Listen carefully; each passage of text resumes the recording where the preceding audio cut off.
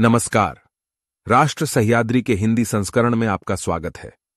आतंकी घटनाएं किसी कीमत पर रुकने का नाम नहीं लेती।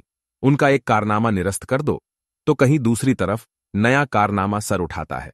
लेकिन ये हमारे जांच एजेंसियों की मुस्तैदी है कि वो हर बार इनका पर्दाफाश करके इन्हें निरस्त करती है। इसी विषय पर पेश है करण नवले की ये खास रिपोर्ट।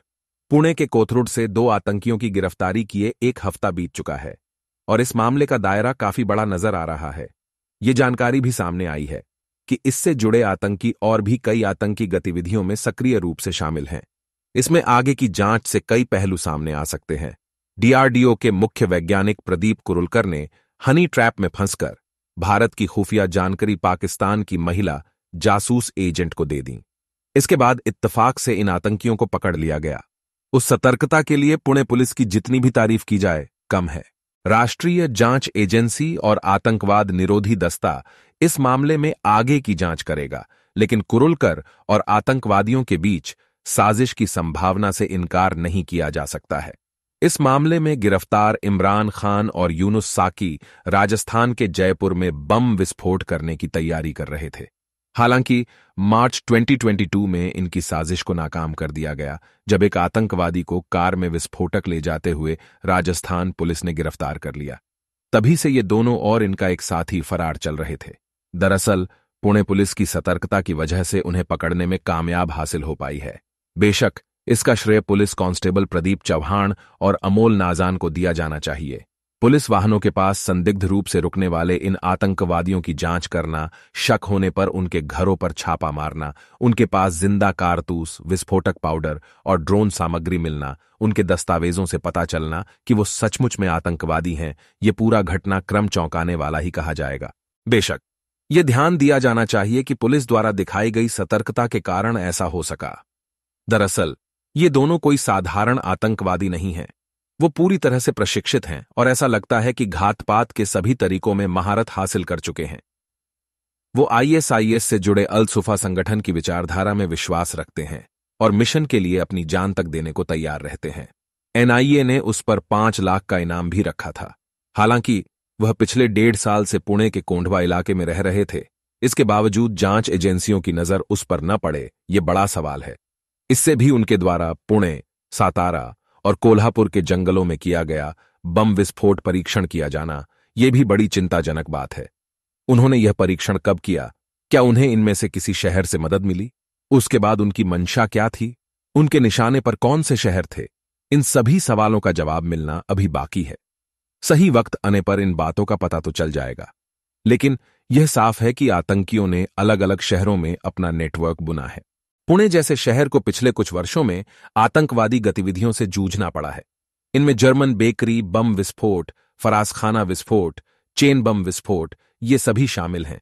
ये भी कहा जा रहा है कि आतंकियों की पुणे में एक 2 पहिया वाहन में विस्फोट करने की साजिश है। इसलिए ये शहर आज भी आतंकियों की हिट लिस्ट पर है।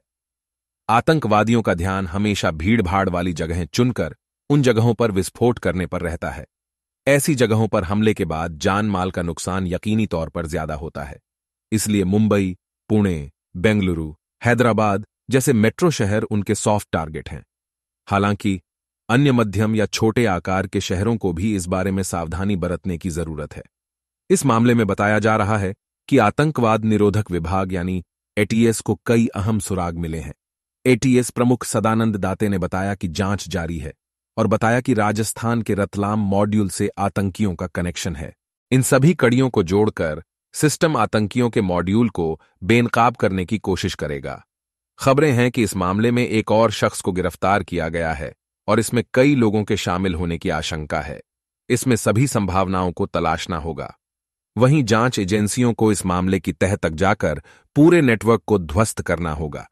इस बीच पाकिस्तान के खुफिया विभाग को जानकारी मुहैया कराने के मामले में डीआरडीओ के निदेशक वरिष्ठ वैज्ञानिक डॉ. प्रदीप कुरुलकर को गिरफ्तार कर लिया गया है। कभी संघ की प्रचार टीम में काम करने वाले इस वैज्ञानिक का आईएसआई में महिलाओं के मोहजाल में शामिल होना, विदेश में पाकिस्तानी जासूसों से मिलना सब अतार्किक है।